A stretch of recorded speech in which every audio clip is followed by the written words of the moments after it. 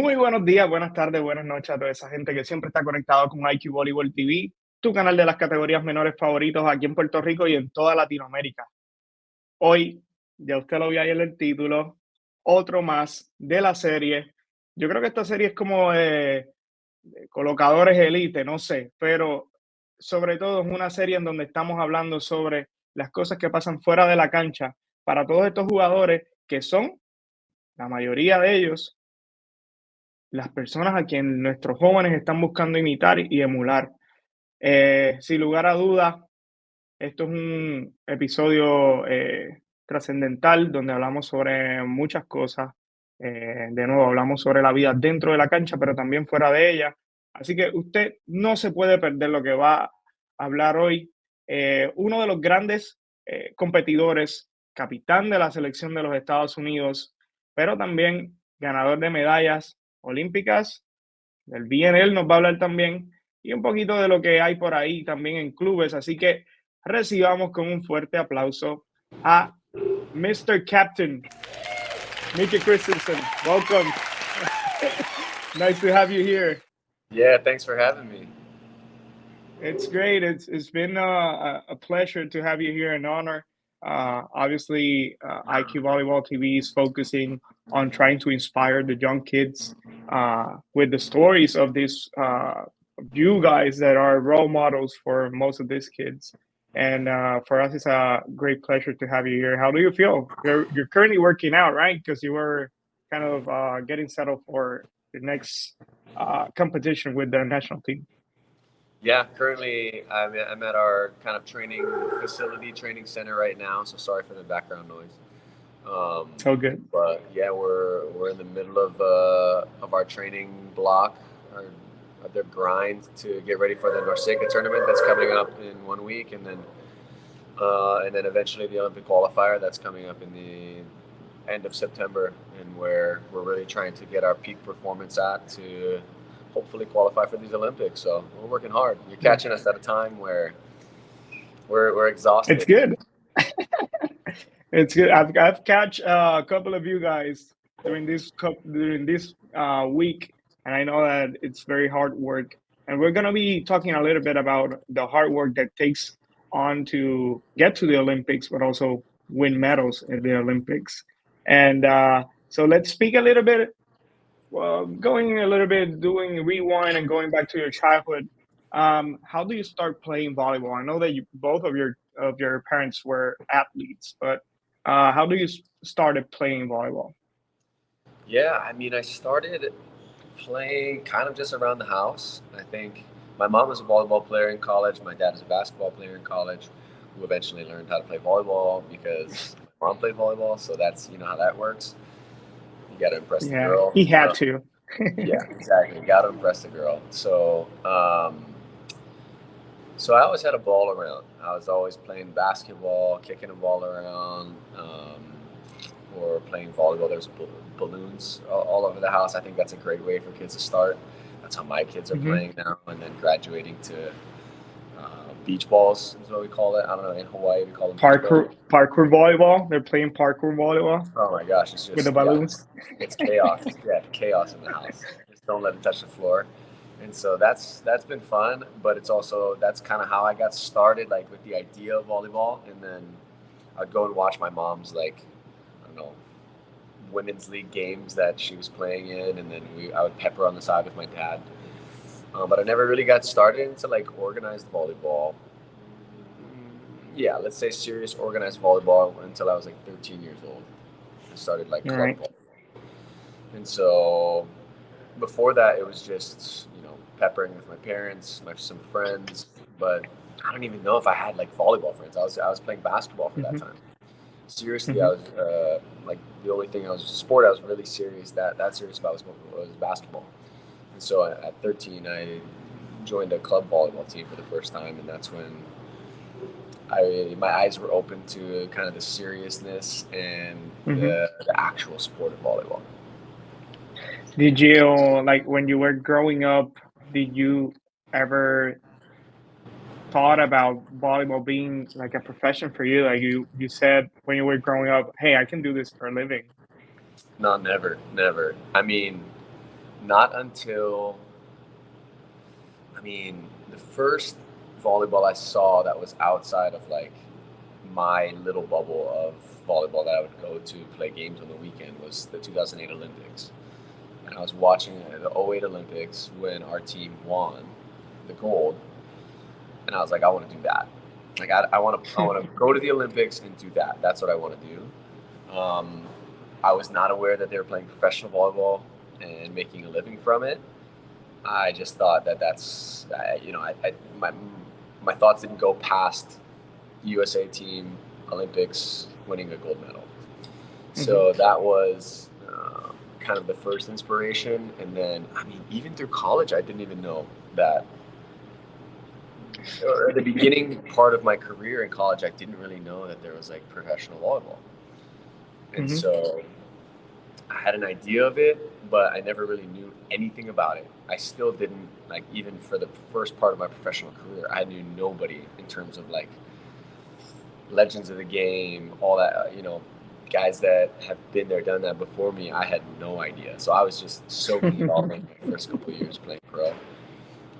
But thankfully, one of my assistant coaches at USC, he gave me like a USB drive of the Club World Championships, and this is when like Trento, Sara Cruzeiro, Skra, all of these teams were like playing in like the Final Four or Final Six, and I would watch the semis and finals, and I was like, oh, okay.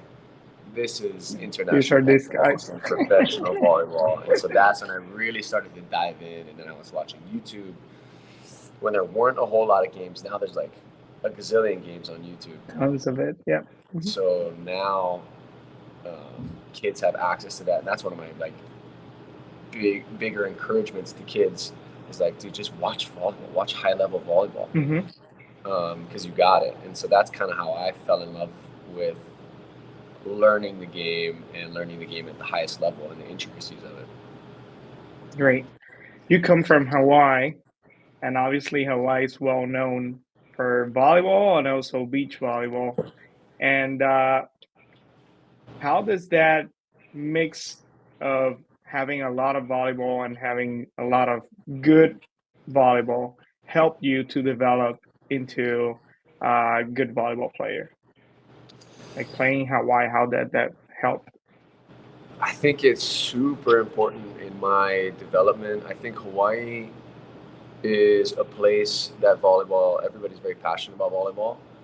Not everybody, but there's a big community that's passionate about volleyball. But kind of the stereotype about Hawaii, which is pretty true, is that not a lot of people are very tall. And so it's happens the same thing in Puerto Rico. Yeah, it's a very defensive-minded volleyball culture, right? And so it's learning all the skills. You got to learn how to pass. You got to learn how to dig. You got to learn how to set. And then that spiking stuff comes after, because we can't hang unless we can play defense. We can play around the block, do stuff like that, and set the ball well and have ball control. So that was kind of the foundation of my volleyball experience growing up. And so a lot of some certain strategies would just be like, let's put the ball in, let's serve the ball just in the court, and we're gonna just out volleyball them. We're gonna play better volleyball than this team. They might have bigger jumpers, bigger spikers, hit harder than us, but we're gonna play better volleyball because we have the fundamentals down and we have the basics down better than them. And so that, I think, was integral in the start. That's a great foundation for where I started volleyball. And playing all the positions. I played all the positions. I didn't play libero, but I played all the positions growing up. And so I think that really helps you not only develop all the skills that that may come up in a game maybe once every 5 games. I'll have to dig a ball that's afloat because somebody's floating it at me. And if I don't have that base and that experience, then it's different. And so to try to be a universal player, I think it's harder to do nowadays because everybody's being so more specific. But I think the people at the top level can do all the skills really well. You see outside hitters and middle blockers setting the ball really well. You guys, the middles that are at the top, you got they're digging the ball really well and all kinds of stuff like that. It's like you gotta perform all the skills in order to really excel at this volleyball thing because it's tough. Yeah, yeah. I don't know if someone has asked you this question, but did you feel pressure growing up, like just because you were the son of two athletes? Nah, nah, I didn't. My parents did a really good job of letting me be whoever I wanted to be and letting me be me. I didn't have to choose sports, but I was crazy about sports. Um, I just loved sports. I loved basketball and volleyball in particular. Basketball was probably easily my first love with sports, and probably my biggest passion until I stopped playing basketball. Until I had to choose to go to college for volleyball, and so even through high school, where volleyball I was excelling, I was on the youth national team and junior national team throughout high school. Basketball was still probably my number one focus because it was more popular in Hawaii. It was taken more seriously, and I was good. And so, and my team counted on me, and we were winning state championships and whatnot. And so that was arguably my main focus until I was able to just focus on volleyball. And so the pressure part of it, I think more of the pressure came with like having more responsibility and your team counting on you, and your whole school and the state is watching you on statewide television, and then like you get those experiences of pressure that you've earned, that you've gotten the ability to have, and it was fun. And I was fortunate enough to have some success early in those pressure moments, to where that experience was a positive one, not a negative one. And so that really kind of catapulted me forward as well. So I know that you went to USC. Was it easy taking that decision over? I don't know if Hawaii offered you something, but I guess that Hawaii offered you something. You were a local kid. Was it easy going to the Trojans instead of going and staying in Hawaii? It was easy after I made the decision, because once I commit to something, I'm in. But my selection process was a lot of it was around scholarship as well. How much Hmm. how much money are they, or how much scholarship are they willing to offer me? Because something that my dad told me when I was younger, or not younger, but in high school, was like, look, college, we don't really have that much for you to go. Like, we don't have Hmm. nothing for you to go to college, so you got to get a full ride. Like, we need you to get a full scholarship, or else I don't know how we're going to afford you to go to all these other schools. And so USC was one of those that I was fortunate enough to get a full ride to.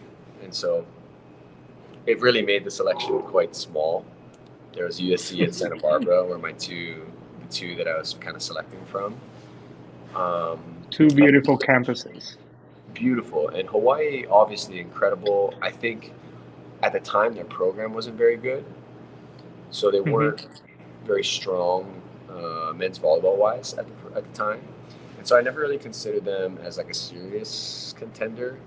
If they were doing what they are doing now, it would obviously, I think it would be a lot harder to leave. But Hmm. kind of my idea was to get experienced life out of Hawaii as well. I had a lot of success, like I was talking about, through high school, um, with sports, with volleyball and basketball. I was, winning state championships since I was a sophomore, and so Hmm. I was kind of a big fish in a small pond, for lack of a better term. And so I wanted to broaden that pond a little bit and jump in a bigger one and see how I could swim. And so that was a big factor in it too, just to be able to go into a larger world, experience like life out of Hawaii. And I'm really, really glad that I chose USC. It was an incredible experience. Some of the best years of my life. Team was good, and then we weren't that good in terms of like wins and losses. But some of my best friends I've made.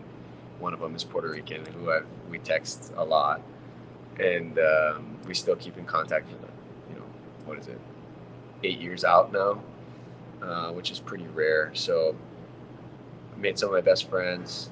Volleyball, I learned a whole lot about myself, including the losing seasons. I learned maybe more about myself than anything.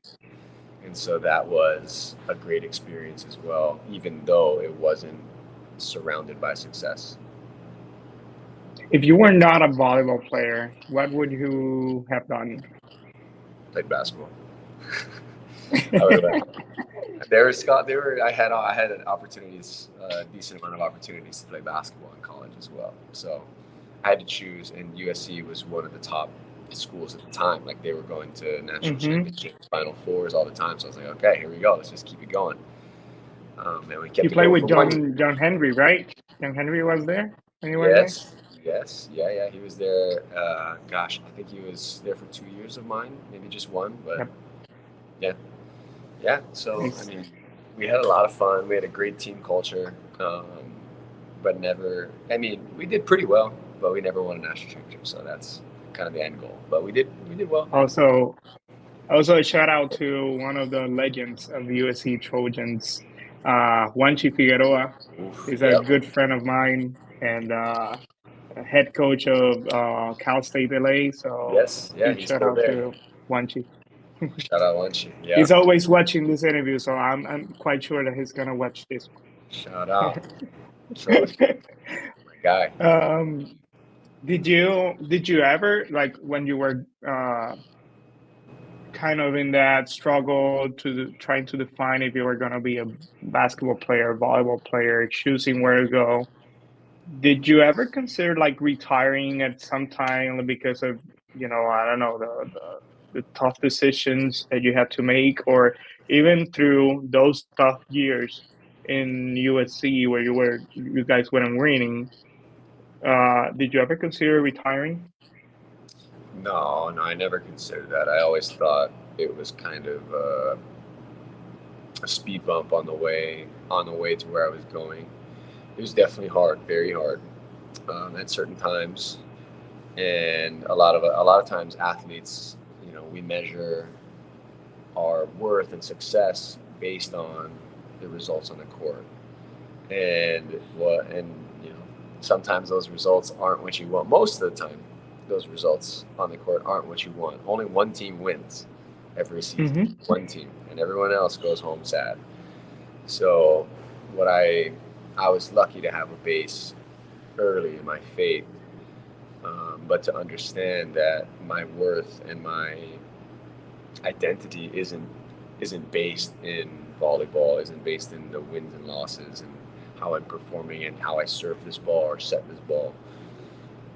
I knew who I was, and I knew where my identity lied, and so that for me was very freeing, because I could go out there and play, and I didn't have to worry about wins and losses. And obviously we're passionate, we're athletes, we're competitive, we're trying to win, and so that passion's never going to go away. But I'm not going to be just broken by it, because I know and I have this foundation in my faith. But that being said, it doesn't make it easy, because all I want to do is win. That's what I'm working hard for. It's what we're sacrificing every single day for. And so when it gets hard, what I was just continuing to focus on was that it was just a step in this journey. And funny enough, the worst season in terms of wins and losses that I've ever had was my sophomore season at USC. And we definitely lost way more games than we won. And it was a hard year for me. I was pretty down, but I was always just like, okay, work hard. Like, for this day, do the best that you can today, and take it. I tried to take it day by day, and worked super hard, and just thought it was, I had other goals, other than just to win this season, and so I kept those in mind. And at the end of that season, when we lost a lot, I got a call from John Sprout and from our head coach, from the newly appointed head coach of the national team, and said, I thought you did well this year. We're going to try out these setters in World League, and if we don't have a for sure starting setter, then I'd love to have you in the gym and check you out. But we'll see after World League and see how it goes. We'll give these guys their shot and see how it goes. And I was like, that's amazing. Like, Yes. all the hard work that I was putting in, I was going in at 11 o'clock at night into the gym and serving 100 balls. Because we're lucky, I had access, we had a key card access to the gym whenever we wanted in the locker room. So I just turn the lights on and serve balls by myself. And so all that kind of stuff, really, I didn't know what it would lead to in the moment, but I trusted it. And sure enough, it was the national team coach, part of one of the biggest goals I had, called me the end of that season, praising kind of the things that he saw, even though the results on the court weren't spectacular. I was still able to come out on the other side with a tiny foot in the door to have the opportunity to achieve one of my biggest goals, which was be on the national team and make it to the Olympics. Was this the biggest, like that year? I guess we've been talking about your childhood and then a little bit about NCAA, but you've been pro for around 8 years. Yep. I don't know. Yep.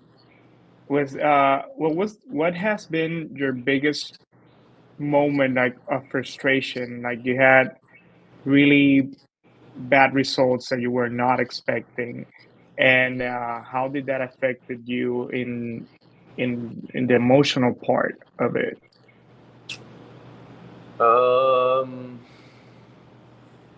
Talking just professionally or just whenever? Yeah, whenever. Yeah. Well, I mean, that USC season was definitely one of the hardest because we lost. I wasn't used to losing ever, and we lost a lot. And so throughout my professional career, I haven't really had a season where I've lost a whole lot. I've been fortunate to be on some really good teams that have always had a chance to win at the end of the season. There was one season in Morena after COVID where most teams' budgets crumbled. And so we had a team that was comprised not necessarily to be one of the favorites to win the championship, let's say. And so we had a handful of surprising losses here and there.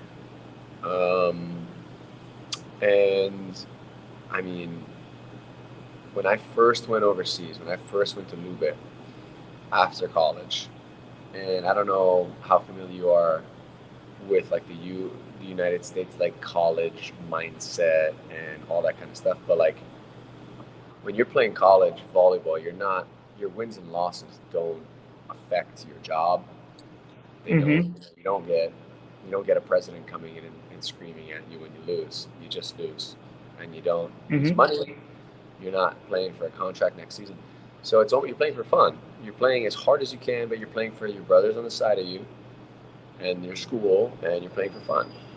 And so when I went overseas my first year to play pro at Lube, one of the best clubs in the world, with legends. I played with Ivan Milkovic, Juan Torena. I played with Stankovic, Podraščanin, and just all of these guys. Grebenikov was on that team as well. Fox Fay was on that team as well.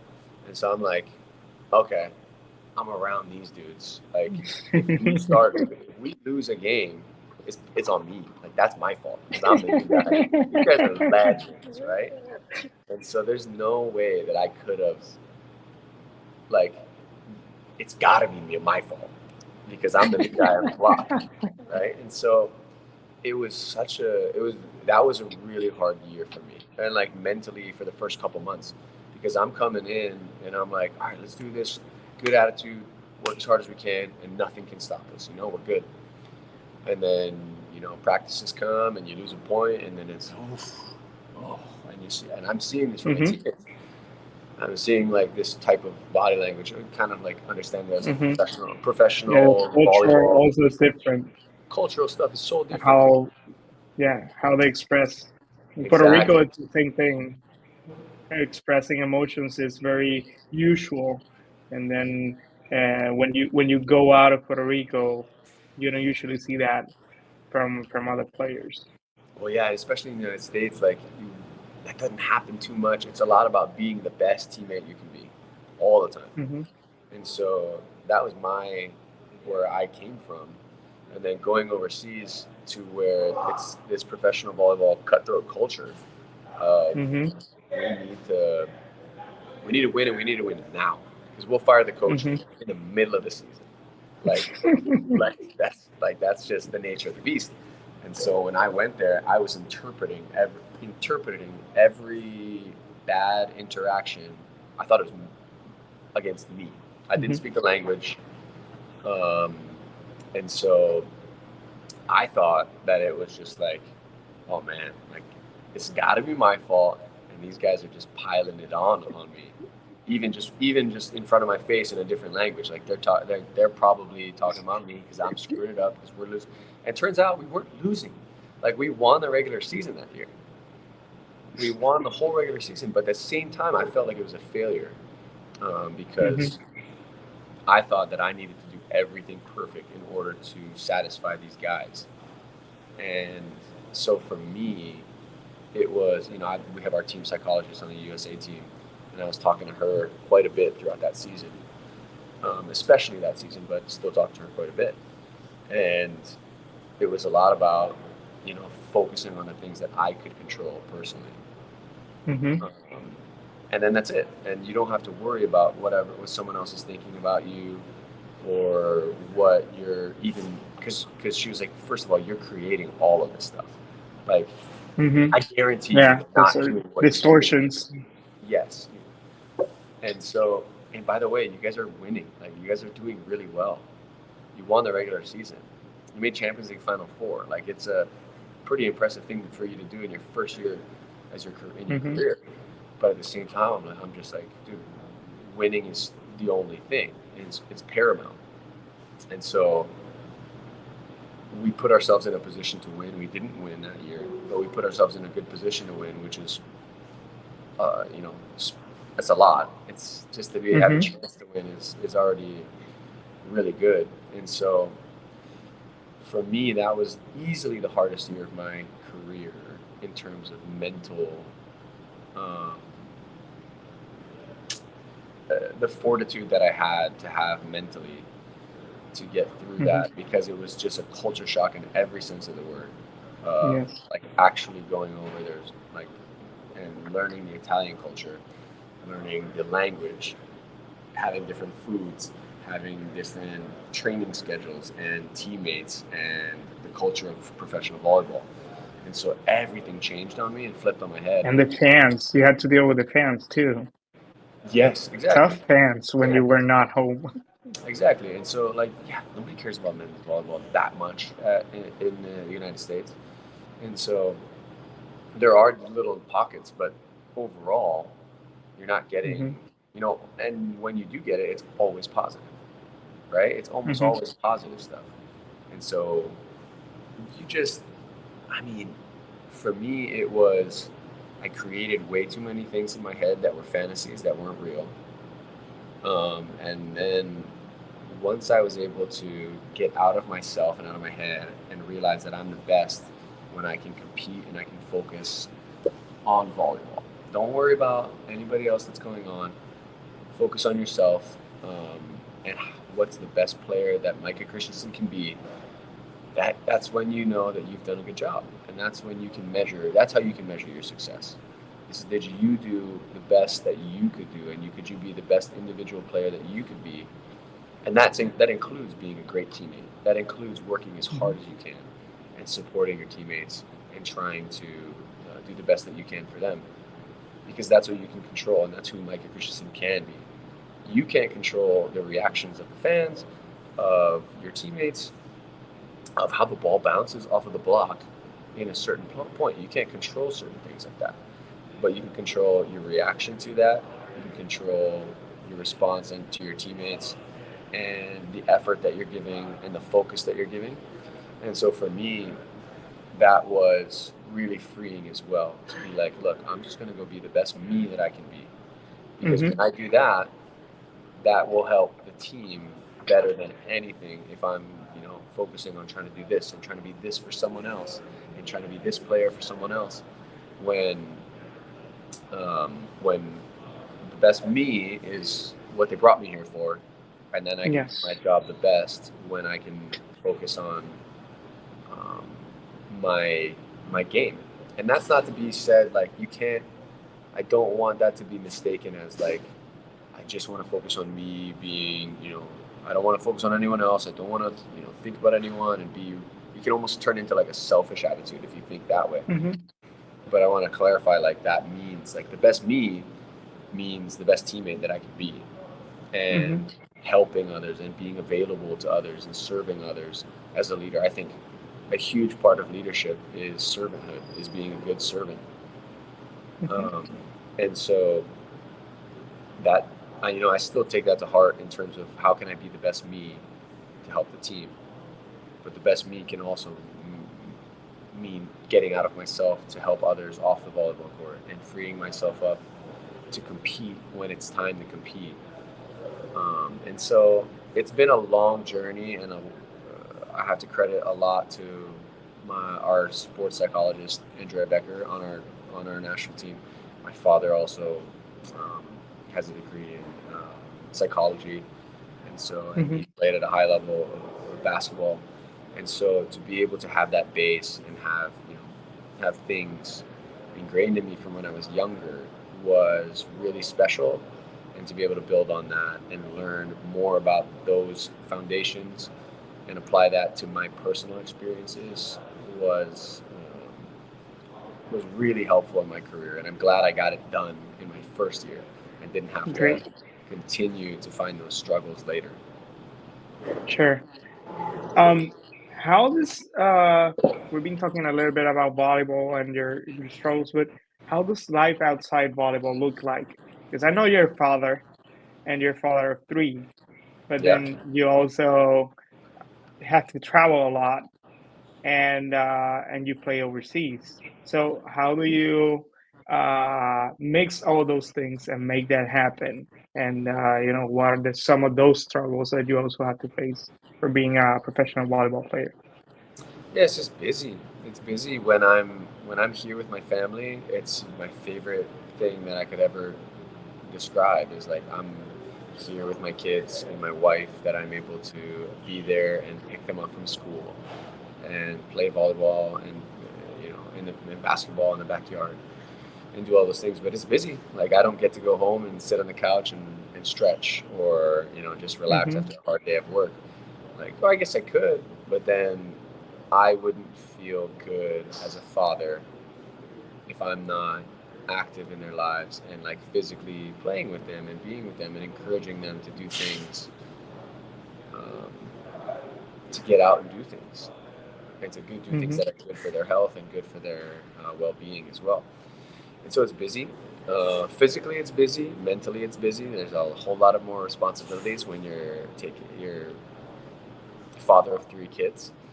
And so there's a lot of, I don't get to just check out. Like I can finish volleyball and then it's put the hat on for dad, and then it's put the hat on for husband, and then it's back to the volleyball hat. And so there's a bunch of different things you have to juggle. But man, if you're passionate about it and you love it, then it's 1,000 times worth it. Do I need a little extra coffee? Absolutely. But that doesn't take away from the fact that if you love something and if you're passionate about something, like you're gonna find a way to do it. And so it's not easy. Like, okay, that's just when I'm here with my family, right? And so there's different struggles there. And then there's times when I'm away because I have to travel for volleyball, when they're home for a little bit longer when I go overseas, and they go home a little earlier to be home with family and school and things like that. And so those times are definitely harder because I'm away from them. I do my absolute best to FaceTime them as much as I can. 1,000 times a day, my wife I'm sure she gets annoyed with how many times I call her. But it's just, it's more difficult because I have more things to think about. Like when I'm signing a contract or when I'm thinking about where I'm gonna go play somewhere, like I'm not thinking about just me. I'm not thinking about just me and my wife. I'm thinking about my kids. How are they gonna be taken care of? Your school. Just the access to the country, all this kind of stuff. And so there's a whole lot of things that go into it now that never went into it before. And that's just part of the maturity and part of the situation that I'm in. Like, I wouldn't trade it for the world, because I just feel like I feel so grateful to have the life that I have and live the life that I live with the people that I have around me. And I wouldn't trade it for the world. I didn't ask you this question before, but when you started playing volleyball like professionally, were you ever starstruck, like you saw someone and and then it was like, wait, I'm here against this player, or I'm playing with this other player? Who was that player? Oh man, so many players. Like, I first went into USA Gym and I was like wiping floors and keeping score, and I was just sitting there. I'm like, that's Reed Pretty, that's Rich Lamborn, that's David Lee from the 08 team that I watched, right? And so Clayton Stanley. Clay Stanley. Clay was never playing. It was at the end of his career, but he was in the training room. And I'm like, dude, that's Clay, right? Like, and we had a connection from Hawaii, so we were able to. We play in Carolina, my hometown. Yeah, exactly. Yeah, play for Carolina in the volleyball superior. Yeah, Clay. It's you can't say anything bad about Clay ever. Like, I don't think I've met anybody that's been like, oh yeah, Clay was awesome, but it was just like, yeah, Clay's awesome. Love Clay. And so that's a pretty. I remember the first time I watched Clay, and then the next time I went to a practice, I was trying to serve his jump serve and placing the ball like didn't work out. Yeah. Well, not many do when you try to serve like Clay. Got me in a lot of trouble. Yeah, but that first couple weeks where I wasn't actually playing volleyball with the team, or I kind of was. I was warming up with them and doing all that stuff, but when it came to play 6-on-6, like, I wasn't there. And then one of our setters got injured, and I was the only other setter around, and so I got to play. And then it was like, okay, flip the switch. I have the most respect ever for these guys, but I'm playing volleyball, and now we're going. Like, I'm trying to block you, I'm trying to ace you, and all these kind of things, and I'm in attack mode now. And so, with the utmost respect all the time. And so that was a pretty cool moment where I was able to switch it to, okay. And then I was able to do it and play pretty well. Like, that's how I got my shot. And I got my start was somebody got injured. And then I started winning all these drills in practice. And then I just got the starting role, and then I just stayed the starter since. And so for me to be able to realize, like, oh, wow, I can kind of hang with these guys. Like, I'm not just like dropping level like crazy when I come into practice. That was a huge confidence booster for me, was to be able to see that and see I could perform like that. But then also when I went overseas and played pro, like Ivan Mitrovic, a legend in Montorena, who I was watching in those Club World Championships when he was with Trenta. Like, I see all these guys on TV. Thankfully, I had played against them, a handful of them, because I was on the national team when I was in college still. And so I had some experience playing with them, so I wasn't completely starstruck. But somebody like Milkovic, like, I did a project on volleyball in 8th grade, and he was the cover of he was jacked up with his muscles. But I was like, I'm putting that guy on because everybody thinks volleyball is a girl sport in America. Well, guess what? This guy, go tell this guy to his face he's a girly looking man. Right. And so I was playing alongside of him, and that was awesome to come full circle for that too. What helped you to develop your volleyball IQ? Obviously, our name is IQ Volleyball. So what helped you develop your IQ? And also, what are some things that you think make a good setter? Is it his IQ, his decision-making, leadership? What do you think makes a good setter? Yeah, okay, I'll answer the first one first. How I developed my volleyball IQ. Like, I just think, like, I'm always thinking I've always got something I'm working on, always. If I'm not working on something, then I feel like I'm not getting better. And so there's always something like technical that I'm working on, and always something like mentally that I'm working on. And so that's always been a strength of mine, to be able to focus on something, to really be able to separate that from like the competition and be like, am I doing this well today? Are my feet the way that I need them to be? Are my steps as efficient as they need? How's my hand? How's my release? Where am I taking the ball? And so certain things I'll work on for a few months before practice, and then try to apply it. And once it's good enough, I'll try to apply it to 6-on-6. And once it's good enough in 6-on-6, I'll try to apply it to the games. And so there's always something, like, it's always an active pursuit to get better. Like I'll never say that I'm like not trying to get better, like a lot better. I think I get a lot better. And so I think that mindset of like, you're not that good, but I guess the humility of it, of like, you got so much left to get better at, and you need to work on that now.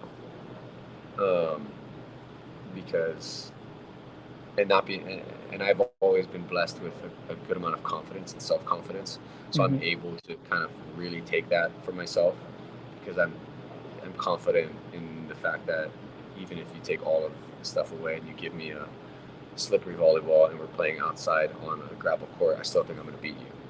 There's no situation where you can tell me that you're going to beat me. You can't beat me. Until you do, you can't beat me. And so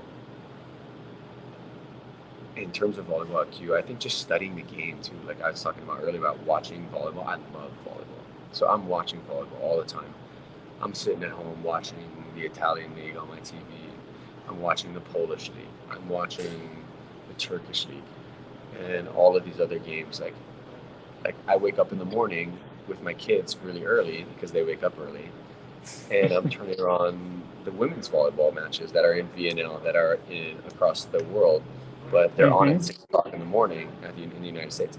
I'm just watching volleyball, I'm studying it, I'm seeing the differences in the girls' game and why they do certain things like that, trying to figure it out. And so I think you just have to be passionate about it to really develop it. You have to find your passion in it and why you're doing it. First off, find out why you're playing volleyball. Like, what's the reason? Do you want to be, do you want to impress a girl? Do you want to pursue your dreams of being an Olympian?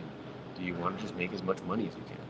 Like, they're all legitimate motives, but when it gets hard, you have to remember why you're doing it. And so, when you're studying volleyball and it's like, here we go, here's another hour of studying volleyball. It's like, well, damn, dude, if I study volleyball, that girl I might get that girl, and I'm gonna turn this around. I'm gonna continue to do it because of that. Because once you find your reason and your passion, you can always look back on that and be like, all right, it's tough. Like, I'm in the weight room for an hour and 45 minutes, and I got to do 30 more minutes. I'm doing it for a gold medal. Like, there's no, I'm doing it to be the best volleyball player I can be and win as much as I can. And so there's no question that I'm doing it. I've already made my decision. I'm doing it. And so that for me was a huge tool to develop that. And then as a setter, I think there's so many things that go into it. I think you have to be a thinker. You can't be a setter and not be a thinker. If you don't think through the game well, if you don't want to learn the game and continue to try to learn the game, even at the highest level, I can tell you, all of us at the highest level are still trying to learn the game like crazy. And so I think that is paramount for a setter. I think leadership is, you kind of naturally have to be a leader. The position calls you to be a leader. You got to touch the ball every time. You got to organize the symphony that is volleyball. And so you're the conductor, you're the director of the conductor of the symphony, and you tell somebody when to play, and you tell somebody when to quiet down, and you tell somebody when to pick it up a little bit. And that's our job. And that's a job of a setter. You can not want that, but you still have to do that if you want to be a setter. And so I think that leadership aspect is important. You have to be the greatest leader to be a great setter. No, but you have to have some form of leadership in you, and you have to have, I think confidence is a huge thing for setting, man. Like you really, and I hate to say it, but you can see like when somebody loses confidence as a setter, they just, for me, it's really apparent. Like you kind of second guess things. You don't finish the ball with aggression, and I think confidence is a huge thing too, because at the end of the day, setting is so, it's, you can't ever do anything right. In my opinion, you can't do everything right, and you can't do anything wrong. Like you just do. Like you can have maybe a better decision than another, but you can tell me, like I could tell you, like what's the best decision you can make as a setter? Get a guy with no block up, right? Well, I can get the wrong guy with no block up in a weird situation, and he'll spike it out, and then it's and then it's a bad decision, right? In hindsight. But then, or I can get a guy with 3 blocks up, and the guy goes block out, or slams it over the top of him because he's incredible. And it's like, okay, well, technically that's a bad decision because it's 3 blocks, and they knew where you were going as a setter. But you got the point. So that what really matters is getting the point, right? And so be able to make your decisions with conviction and be like, I made this decision because of this, this, and this. And I have a reason why I made this decision. Did it get us a point? Maybe not. But I'm going to study why I made that decision, because I have the reason why. And then I'll be able to study it and then help me with the next decision that I'm going to make. And so it made me remember like what they usually say about Kobe and Steph Curry and all those players that were just incredible, and they were like, hey, they're bad shot takers, but they're bad shot makers. Yeah. So they don't usually take the best shot, but they do it with such confidence that they make it, and then that's what puts them over the rest of the players. Yeah, you do it with confidence. Like, and for them, first of all, to have the confidence to take bad shots is telling of their confidence. But then for me, the biggest difference is like they'll miss a lot, but that won't stop them from continuing to take the shots, because that they're so confident in themselves that they're going to take the shots. Do I encourage setting a lot of bad balls and being crazy? No. Do the craziest things? No. But if you're not taking a bad shot or making a bad decision every now and again, then are you really pushing yourself? So and also it comes to like do those things in practice too, because if as much as you get a lot of repetitions into doing those certain things, then you'll feel comfortable doing those in game. yeah, So go to practice and practice those things also. yeah, 100%. But you have to first you have to gain the trust of your teammates, because if you don't gain the trust of your teammates and you're flinging it around, you're trying this stuff, then they're going to lose confidence in you, and you need to have confidence that are from the people around you as well. So you really have to, in my opinion, you have to develop those relationships and develop that trust before you can really start to risk and take these decisions that are a little more difficult and playing a little more freely. Risky. But you have to have the trust of your teammates, that they're going to go for that ball. First of all, sometimes I'll have sometimes, and I feel like I have a ton of trust in my teammates, but sometimes they won't go for balls because they're not expecting it, and so, or I thought, I thought you were going to do this, and I thought you were going to set back, and then you set forward and you set the bic on the pipe, and like I wasn't, and they stopped going because they weren't seeing it that often, and so continuing to do it is, I think, really important, and just being consistently you. Like, be consistently you as a player. Consistency is the biggest thing. At the highest level, if you're not, you can't be regarded as one of the better players around you if you're not consistently good. I know that this question, and we're already finishing, but I know that you don't work for these things, but you were named 3 times the best setter of the VNL. And you've been talking about consistency, but also I want to know what has been the most important game that you have played in. I don't know. I don't know what the most important game I've played in is, really. I don't know. It's hard for me because I consider almost every game. I'll be honest with myself. And there's some games where they're not as important, but there are 95% of the games that I play, I come into it with the same attitude and the same importance, right? There's a few that are in a different category because they're just tournaments that are way bigger. But for the most part, like, I just want to win always.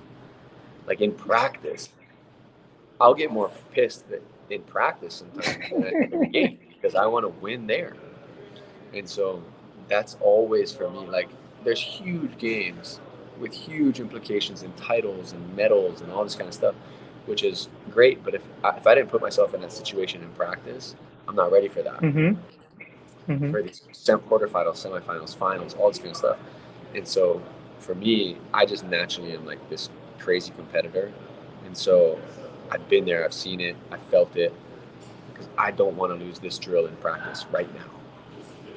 And so there's a ton. I mean, I can think of a bunch of huge games with pressure and all this kind of stuff, but there hasn't really been one that sticks out to me, or even a group that stick out to me. It's a lot because I try to. I thought you were gonna say the semifinal in Rio. It wasn't like a pressure. That was probably the most disappointing loss I've ever had, for sure, because we were so close. But it wasn't like, I don't know if it would be the most important. You could consider it that, but in the moment before it, it wasn't. You know, it was, we're gonna go win this game. Like, we're gonna go fight as hard as we can, and I believe we're gonna win this game. But in the moment, you never really think like that. It's almost after. It's always after the moment that you think like that. Do you feel satisfied with your career? I do. Yeah, I do. I think I have gotten the best out of me as a player, as a person. I think I've always strived to be the best me that I could be, and that satisfies me quite a bit. Do I want more? Absolutely. And do I think I'm going to get more? Absolutely. I think it's coming. I think I just, like I said, I'm a confident person to a fault. Like, I think I'm always going to win. And so, until I don't. And so, for the fact that I still have some opportunities ahead, I think it's a great thing, and it encourages me, it excites me, because I have these opportunities ahead. And am I satisfied? Yes. With my career, yes. Am I satisfied in terms of do I feel like I don't have the desire to win everything that I possibly can? Not at all. I'm not satisfied. I'm gonna win. I want to win everything. So we'll see. We'll see how it goes. Have you think about coaching afterwards, after you retire? Yes and no. I want to be there for my family. It's kind of my turn when I retire, it's kind of my turn to sacrifice for my family and for my wife. And so we'll see if it lines up. But I do like the idea of me staying around volleyball somehow. Nice. So let's close it up, and then now, I'm gonna open this mic for you to speak a little bit to our kids and teenagers that have been playing volleyball, and then they have you as their role model. What do you have to say to them? And afterwards, it's gonna be all for this interview. Sounds good. Open mic, you have it there. All right. Well, man, to the kids and to everybody following, first and foremost, thank you for supporting me. I really appreciate myself and my teams, really. I really appreciate the support and the love and all of the kind words that have been said, because it doesn't go unnoticed, and I really do appreciate it. And secondly, if I can encourage, especially the youth, I would encourage you guys to continue to remember that volleyball is a sport where you are designed, it was created to have fun and to enjoy the process and enjoy coming to practice and in the weight room and studying volleyball. Like, I hope people never forget, because this is my job. Like, I play volleyball as a job, and sometimes you can think of a job as something that is boring and monotonous and something that is you have to do, but it really is something that I get to do. I'm fortunate, I'm lucky to do, and I try to find the joys and the happinesses and the positives in every single day that I get to play volleyball. I get to play a game, and I get to make a living doing the sport that I love. And so I want to encourage everybody to never forget that joy that volleyball brings, because when you find your passion in it, when you're finding your joy in something that you're doing, it makes the hard work that much easier, a little bit easier. It makes the moments that are tough, when you lose a game, when you don't make a team that you wanted to make, to realize that when you play volleyball, it brings you joy, and so that's not going to stop you, and to keep going, because you get to feel that joy when you work as hard as you can. Even if you lose, you're going to continue to keep going because it brings you that joy, and the process is that joy as well. Working hard, playing in those gyms that are hot and sweaty and gross, but you're there to get better, and you're there to achieve something and find that joy still. I think that's important, and I think that can get lost sometimes in our youth, and even at the professional level. And so to be able to focus on finding that joy and remember to enjoy yourself when you're playing volleyball and you're around volleyball, I think is something that I want to encourage to all the young players out there. Sure.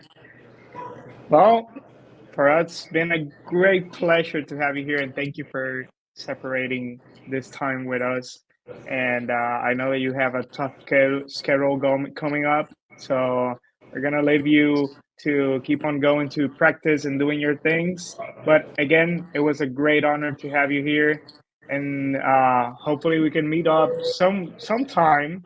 IQ Volleyball TV is gonna be traveling to the States to follow some of our good Latino and Puerto Rican players throughout the whole season, and maybe we can get to know each other in person. So, honored again to have you here, and wish you the best in the next competitions. And thank you for your time. No problem. Thanks for having me. I appreciate it. Take care, brother. All right. Aloha.